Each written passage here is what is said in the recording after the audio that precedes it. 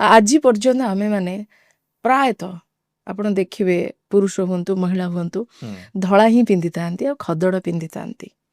ଯେତେବେଳେ ମୁଁ ଭାରତୀୟ ଜନତା ପାର୍ଟିରେ ଯୋଗ ଦେଲି ମୋର ସେଇ ଶାଢ଼ୀ ସବୁ ଥିଲା, ମୁଁ ପିନ୍ଧିକି ଗଲି। ମୋତେ ସେତେବେଳେ ଗୁଡ଼ାଏ କଥା ଶୁଣିବାକୁ ପଡ଼ିଲା। ଆଚ୍ଛା କି କହିଲେ?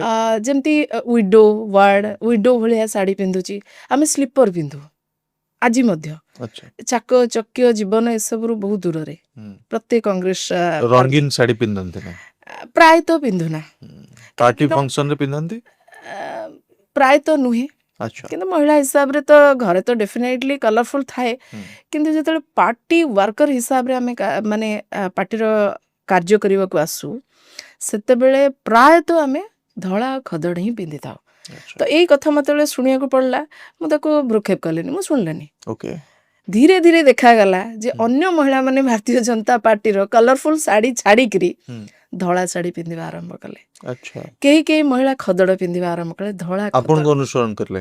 ବିଲକୁଲ ଆଚ୍ଛା ହିଲ୍ ଆଉ ଚାକଚକ୍ୟ ଯେଉଁ ସ୍ୟାଣ୍ଡେଲ ସବୁ ଛାଡ଼ିକି ସ୍ଲିପର ପିନ୍ଧିବା ଆରମ୍ଭ କଲେ। ଓକେ ତ ଇଏ ହେଉଛି ଗାନ୍ଧୀଙ୍କର ପ୍ରଭାବ।